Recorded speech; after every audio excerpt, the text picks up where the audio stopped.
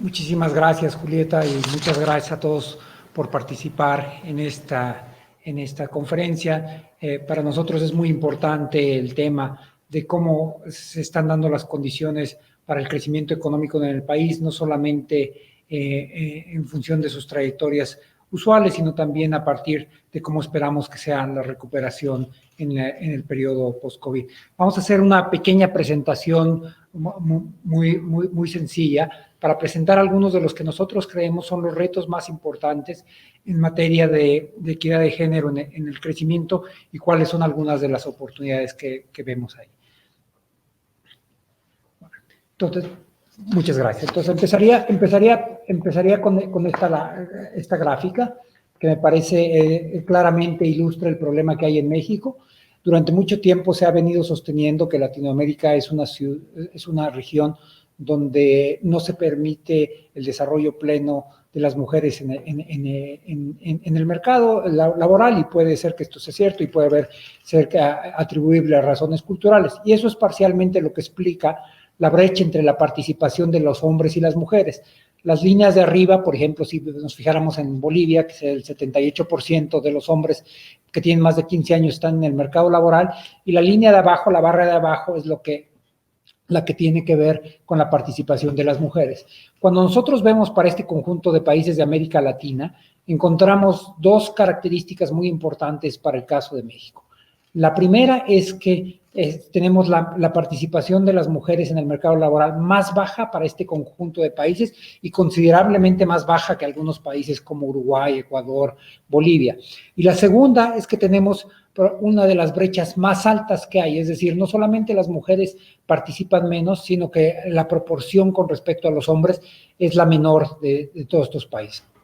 Ahora, esto nos da idea de la falta de equidad en el mercado laboral, pero también empieza a dar una idea de las oportunidades perdidas, no solamente en términos de inclusión, sino también en términos del potencial económico del país. Por ejemplo, y eso es lo que van a ver en el cuadro de abajo a la izquierda, si México tuviera la participación de Brasil, que es una relativamente baja, de 47%, 2 millones más de mexicanas se incorporarían al mercado laboral. Si tuviéramos la participación de Uruguay, sería, yo lo manejo, serían 3 millones más de mexicanas. Si tuviéramos la de Perú, que es la más alta, son 12 millones de mexicanas. Entonces, este es un tema de inclusión, es un tema de equidad, etcétera, pero es también un tema del potencial económico del país que se está perdiendo al no haber conseguido nuestro país las condiciones adecuadas para permitir que las mujeres se incorporen de manera plena al mercado laboral. Y una de las preguntas que nos hemos venido haciendo desde el inicio de la administración es cuáles son las razones de que esto pase. Y una de las cuestiones que nosotros hemos identificado y hemos venido trabajando con todos nuestros colegas aquí, y en particular con INMujeres, es el impacto del sistema de cuidados en la participación laboral de las mujeres. Es decir, en muchos países el default, cuando se tiene que cuidar a los niños pequeños o a los adultos mayores, esa responsabilidad se le atribuye, yo diría casi de manera automática, a las mujeres. Lo que vemos aquí es qué pasó en los mercados laborales cuando en distintos países se incorporaron sistemas de cuidado, sistemas nacionales de cuidado. Como pueden ver, en Dinamarca tenían una participación del 53%, y cuando se incorporó brincó al 55%. En el Reino Unido era cifras similares del 53%, y cuando se creó un sistema de cuidados brincó al 56%, y en Colombia era del 44% y brincó al 48%. Es decir, una de las razones más importantes por las cuales se está limitada la participación de las mujeres en los mercados laborales es por la falta de un sistema nacional de cuidados. Hay unas razones adicionales, y esto tiene que ver con los roles no solamente de las mujeres en el trabajo, sino en posiciones de liderazgo. Lo que las cifras anteriores que presentamos señalan es que las mujeres tienen algún límite importantísimo en América Latina, pero sobre todo en México, para incorporarse al mercado laboral, pero todavía estas limitaciones pueden ser mucho más importantes en términos de cómo pueden avanzar en su carrera. Por ejemplo, lo que nos muestra la información que ven ahí es que en Estados Unidos, del listado de las 500 empresas más importantes de Forbes, 37 de 500 de los directores generales eran mujeres, es decir, una participación de un poquito menos del 10%, claramente una situación desigual, pero es muchísimo mejor de la que aparece en México. En México, de las 100 empresas calificadas como más importantes en la revista de Expansión, solo 2 mujeres eran directores generales y son, de hecho, directoras de bancos.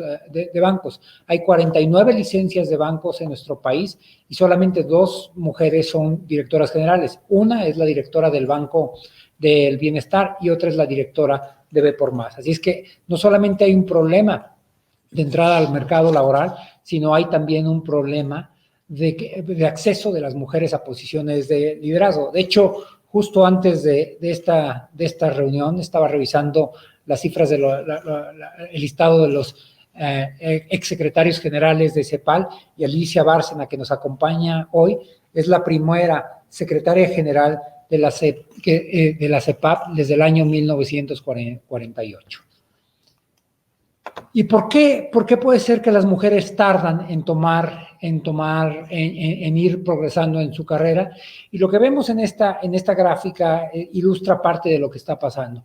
Aun cuando los hombres y las mujeres entraran en condiciones iniciales al mercado laboral, lo que vemos en el eje de las Y es el crecimiento profesional, es decir, cómo van siendo promovidas en distintas posiciones, y la antigüedad. Lo que se ha podido encontrar, cuando menos de manera anecdótica, en algunas de las grandes instituciones, es que cuando las mujeres llegan a la edad de tener hijos, su carrera está estancada, se estanca, y eso es lo que se ve por la línea vertical, por la línea horizontal, y después, si acaso, pueden pasar 2 cosas: reinicia su carrera en condiciones ya de desventaja frente a los hombres, donde su carrera siguió avanzando, o puede que incluso ya no regresen al mercado laboral. Y esto ayuda a entender parte de lo que debería ser uno de los retos más importantes, que es decir, las mujeres necesitan no solamente que creemos las condiciones para que se incorporen al mercado laboral, sino para que tengan apoyos en el momento en que deciden tener hijos y que su carrera profesional no sea afectada.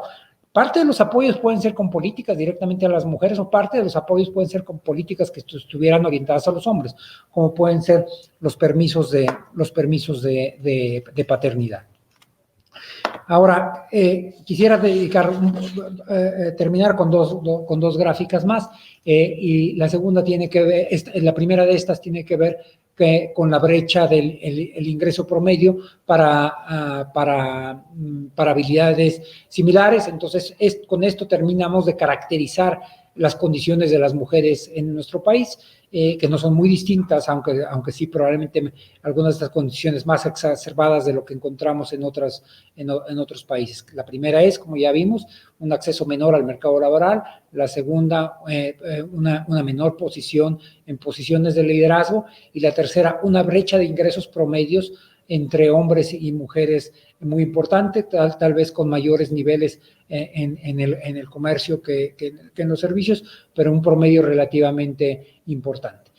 Las brechas laborales de salarios, como pueden verlo del lado derecho, son de 33% en comercio, 23% en manufacturas y 22% en servicios, y nosotros estamos convencidos que con mejor educación y capacidades profesionales estas brechas se pueden cerrar. De hecho, trabajando con InMujeres y con la Secretaría de Economía, hicimos una especie de programitas pilotos para saber si con capacitación estas brechas podían haberse cerrados. Y lo que encontramos es que los ingresos aumentan en un 18%, las utilidades en un 27%, y que las mujeres que realizan ventas por Internet también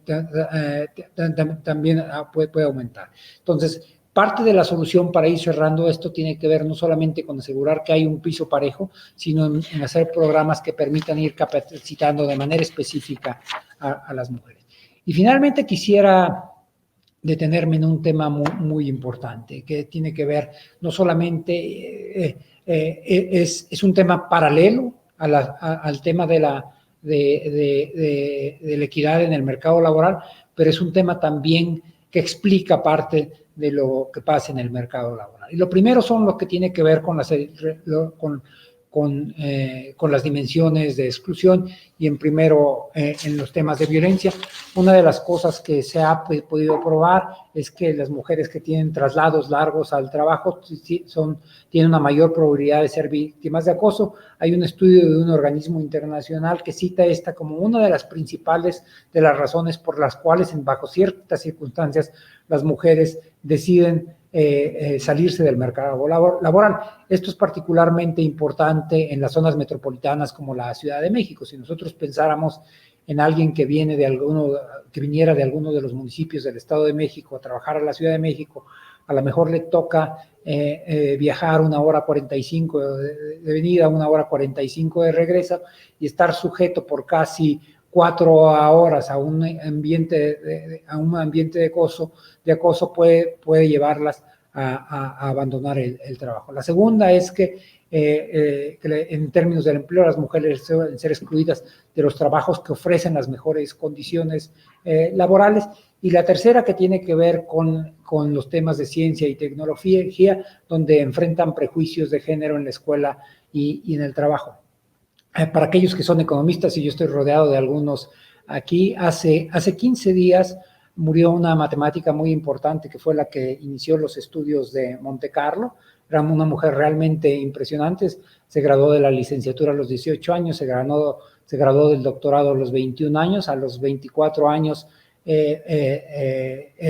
descubrió el método para hacer las simulaciones de Monte Carlo y a los 26 años se retiró del mercado laboral. No encontró ningún trabajo y siguió trabajando algunas cosas por su cuenta, pero digamos, incluso una gente extraordinariamente productiva como fue ella, estuvo excluida por décadas del mercado laboral. Y finalmente, las últimas 3 áreas a las que me quería referir son las áreas que tienen que ver con la discriminación, donde hay discriminación desde la escuela, donde los niños parecen tener algún cierto tipo de ventaja vis a vis a las niñas con relación a resultados similares. La segunda tiene que ver con los temas de liderazgo, a los que ya hice referencia hace algunos minutos, son particularmente marcados en nuestro país, y la tercera tiene que ver con el acceso financiero, es decir, ante posibilidades de repago similares, las mujeres son discriminadas y un 15% menos de ellas reciben crédito. Nosotros vamos esta misma semana, además de tener los temas asociados al Día Internacional de la Mujer, coincide curiosamente con la reunión anual de la Asociación de Bancos de México. Le vamos a pedir a la ABM que nos permita reproducir este ejercicio, es decir, donde se puedan evaluar la calidad crediticia de 2 conjuntos, uno donde claramente se identifica el género de hombre y mujer y uno donde no se identifique el género del solicitante de algún crédito, para poder evaluar si efectivamente hay un tipo de discriminación en estos momentos similar a esta. Si quieres, esto era lo que quería presentarlos, que nos permite a nosotros plantear algunos de los retos más importantes que tenemos en temas de equidad de género, pero también de crecimiento. Todos estos temas presentan un reto, un desafío muy importante en términos de inclusión, pero tienen también una importancia en limitar la capacidad de crecimiento del país. Muchísimas gracias.